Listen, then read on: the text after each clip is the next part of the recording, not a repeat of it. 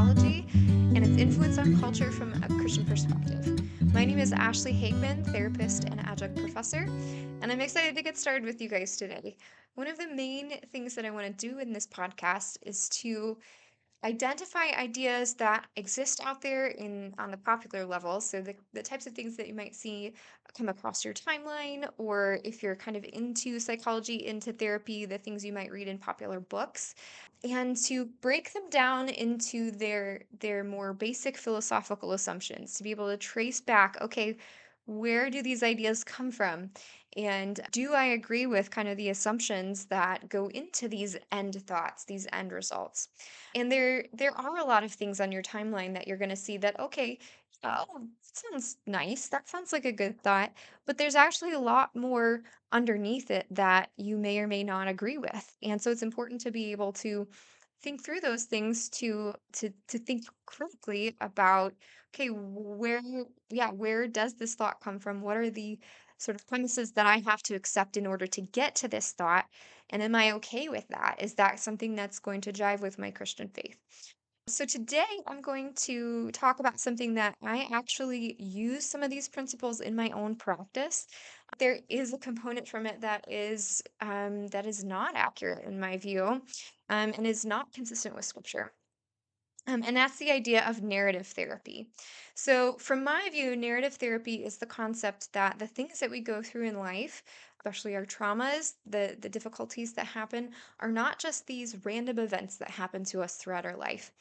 There's something that makes it make sense. There is a story, there is a narrative to what we go through.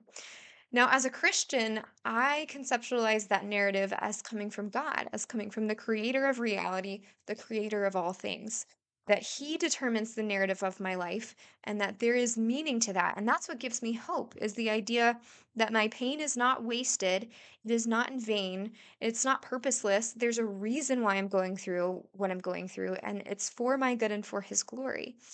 And so having this understanding of looking back at my life, to look at my past and say, okay, there are reasons for what I went through, gives me hope for the future that the things I'm going through now are going to come to fruition someday in a way that is beautiful and good. And that's what gives you hope. There's a quote by Nietzsche that is, he who has a why can bear almost any how. And I think that sums up a lot of what I do in my counseling is kind of looking through, okay, so this is what you're going through. What is the meaning of that? And why are, what is the good in that? What is God trying to teach you in this, and where is he going to bring this out for your good and for his glory? Now, there's another philosophical assumption and a far more popular philosophical assumption underlying how most people practice narrative therapy. And that is from a very postmodern point of view. And I'll discuss a little bit more about what postmodernism is. But first, I'd like to share kind of where my starting point is. Where is this end thought that you're going to see come across your timeline? So, right now, I'm looking at this meme and I'm not going to post it because I don't want to call anybody out. But it's from a counseling place, and it says, "Create a new story. You are the author of your own story. You are not defined by what happened to you. You are creating a new story every day. Be the heroine who overcomes adversity. Don't mistake dark chapters for the end. The script is still being written." So, if you look just at that meme, it sounds great. It sounds really encouraging, right? It gives you a sense of agency in your life. It gives you a sense of meaning, and that there's kind of that you can make good out of what you've been through, that things can get better, that you can do something in your life to make things better. And there is some truth to that, right? Like I said before, our meaning coming from God gives us this hope that, I'm not defined by what happened to me, that there's hope in the future, that there are good things. And then also, we are a part of that. We do have, at least, in my view, I'm a compatibilist as far as, God's sovereignty versus our will. That's a whole other discussion. But anyways, there is a sense in which we do have agency in our lives in the way that we react to the bad things that have gone wrong in our lives can help define, what our future is. And we do have a responsibility to respond to those things in, a good God-pleasing way. But anyways, so that's kind of like our popular meme that you're going to see across your Facebook page. But let's dive into a little bit more of how do we get there? Like, what are the philosophical assumptions lying underneath this? I found another post on Instagram that I feel like hits more at the philosophy underlying these "you are the author of your own story" posts. And so now I'm looking at another meme, and this is four principles of narrative therapy. The first one is that reality is socially constructed. The second is reality is influenced by and communicated through language. The third is having a narrative can help us organize and maintain our reality. And the fourth is there is no objective reality or absolute truth. Now, if you, as a Christian, this might be starting to spark your little antennas and maybe feel a little bit more uncomfortable with what's going on here. Of this idea that, oh, I decide what's true, I construct reality, and there is no objective reality or absolute truth. And as it should be, as it should kind of spark your antenna of like, okay, something might be going on here. Let's talk about the origins of this idea. It's actually not a new idea. I think Ecclesiastes says it well. There's nothing new under the sun. A lot of the ideas that we experience today as new are kind of just repackaged from before. There's nothing new under the sun. But anyways, so there was a philosophy that existed in ancient Greece that actually Aristotle, Socrates, and Plato were reacting to. And that's the philosophical model called sophism, or held to by people called the sophists. And they had this idea that what is true is not, what we exist in the material world. It's actually what we perceive in the world, and it's what we describe in the world. And so the sophists, you could hire an expert logician to argue your point. And if they did a good enough job and persuaded enough people, then what you hired them for is true because there is no objective reality. It's just whatever we can make a good enough argument for. So it was kind of this logic divorced from reality. It was, okay, maybe this internal system makes sense, but it actually doesn't correspond to anything in objective reality because they rejected objective reality in essence. I'm reading a book right now by Bavinck, and he has a great quote. He terms it as they were drunk with subjectivism. I felt like that just kind of exemplifies this viewpoint of that nothing objective matters. It's all, what I can construct in my own mind. So whether or not I actually saw this with my own eyes happen doesn't matter. If I'm able to argue it with the right logic, the best arguments, then what I have to say is true. This caused a lot of problems in society because it was whoever had the most money determines what's true because you can hire the best sophist, the best person to argue your point. And so Aristotle and Plato and Socrates pushed back against this. And in essence, developed the universities similarly to what we see today with the tenure system. So they established schools where the professors were not hired based on their viewpoint, but they were paid their due for their career, and they couldn't be fired based on what they said, to give them freedom of thought, to the ability to actually explore what is in reality and to be able to describe it, and it's not based on what I was hired to do. Now, I think some criticism of the university system today is that, okay, maybe we do have tenured professors, but we do have funding for studies, etc., that can skew the results of what gets out there and what doesn't. But anyways, that's a side point. So a lot of what Western culture is established on is this reaction to sophists, is this reaction against subjectivism and towards objectivism. Now, there are some problems with Socrates, Plato, and Aristotle where they conceptualize that there is this ideal realm that exists out there. It's kind of this metaphysical realm where it's all of the ideal forms of what we see in the material world. So when we look at a chair in the material world, it's scuffed up, it's, not perfect, but there is this sort of metaphysical realm that exists where there is this ideal of a perfect chair. And what we should all attain to is this ideal realm. And what exists in the ideal realm is purely rationalism, it's purely logic. And all of our animal instincts, anything tied to our physical bodies is sort of second rate or less than this ideal of logic and rationality. Now, there is some good to that because it paved the way towards objective reality and being able to see the truth that exists outside of ourselves. There's common grace that happened in observing the natural world and material realm that, God reveals himself to us through his creation. We're able to access truth in our observations of that. However, yeah, it missed the mark in the fact that, anything emotional is to be rejected. It's to be pushed down. That is something that corrupts true logic and rationality. And yeah, we're going to see some problems with that. And I think that that's a fair criticism of this viewpoint in philosophy. Now, coming out of, the classical, well, that kind of like the classical age, we have the modernist age. And this was an age where we rejected any kind of metaphysics. And this is kind of especially psychology the way that we know it today as a distinct study, a distinct field of study, came out of this modernist age of rejecting any kind of metaphysics. And we are only concerned with what exists here in this material realm. All that is real is this material realm. There is no metaphysical, there is no spiritual reality to anything. All that exists is what we can see, hear, touch, and smell and taste. I think that was five senses.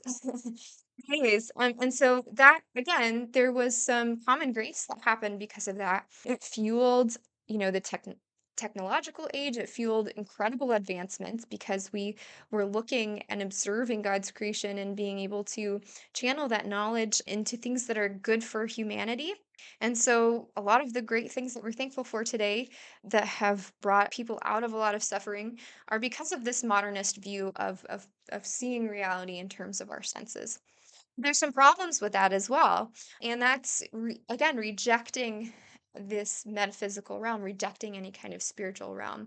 And it kind of promises something that it can't deliver, and that is it promises that if we are smart enough, if we advance enough as civilization, then we can achieve some kind of utopia. We can alleviate all human suffering.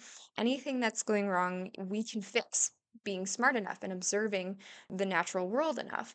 And I think what this generation coming along is seeing is that modernism can't deliver because there is a spiritual realm to think because humans are fallen, we are evil in our hearts, and so when we pursue technology, yeah, there's some great things that happen.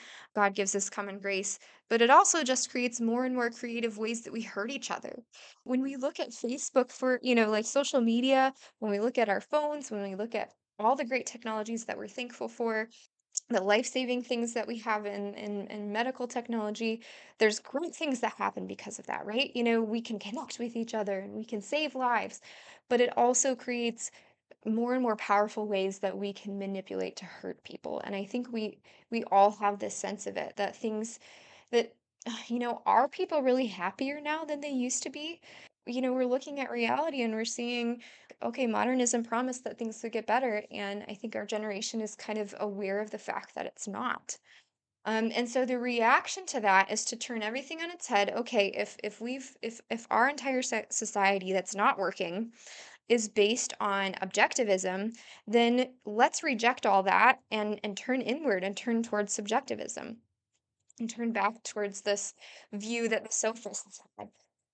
And so that is when we get to the postmodern age, and that's the idea that we construct reality based on what we define, and language is a huge part of that.